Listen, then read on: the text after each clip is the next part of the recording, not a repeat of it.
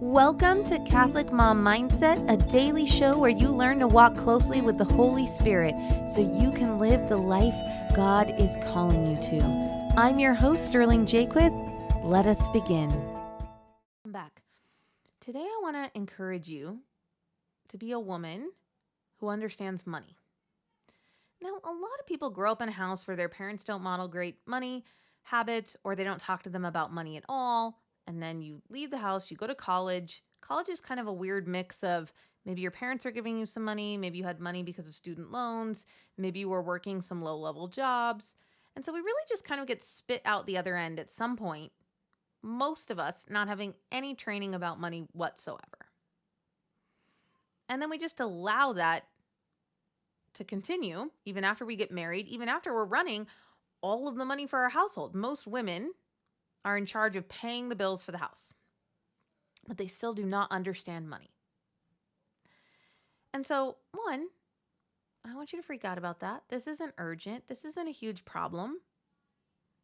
But I think that as Catholic women, one way that we can grow is to be women who understand money. And the easiest way to do that is just to begin to see how you are already spending your money. So one of the things I do twice a year is I go into my bank account and my credit card account, and I export in a CSV file all of our transactions. And then I do some moving of things around so that they line up, because your bank account is going to use positive numbers for money that goes into your bank and then negative numbers for expenditures, but your credit card statement shows it the opposite way. So you have to figure out how to make those columns match. So one of the things I'll do is I'll select whatever column is negative and should be positive number. I multiply it by -1, and then I select all of those numbers and I paste value only into a column. So what you want to do is get them to line up. And the only thing you need to know is the date, the description, and the amount. It's the only thing you need to know. But the amounts need to work out and be the same. That money in and money out is categorized in the same way. And then I create a new column and I just start categorizing everything. Groceries, restaurants, utilities, tithing, school stuff, kid stuff, hunting stuff. These are just some categories that we use. And then when you're all done categorizing them, you can sort them. If you feel fancy, you can make a pivot table. I also want you to be women who can learn how to use technology. So you can simply Google how to make a pivot table in Google Sheets. Someone will tell you in 2 minutes. But then very quickly you can see, oh, that's how much money I'm spending on everything. You could do it for a month, you could do it for 6 months. But it's important that you see where your money is going.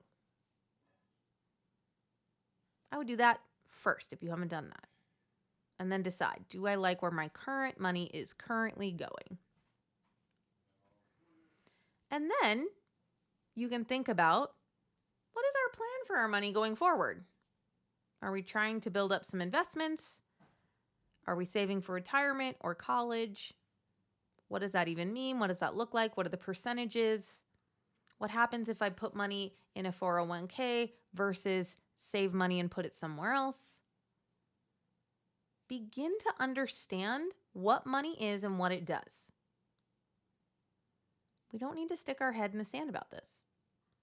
So however old you are, if you are not a woman who understands just basic money things, I'm not asking you to be a day trader, right? Or to specially pick mutual funds to invest in. We don't need to worry about that right now.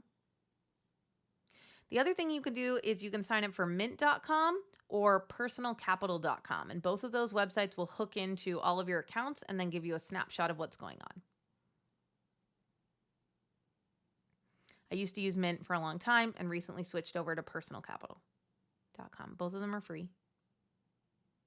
But I really want to invite you sometime when you feel ready.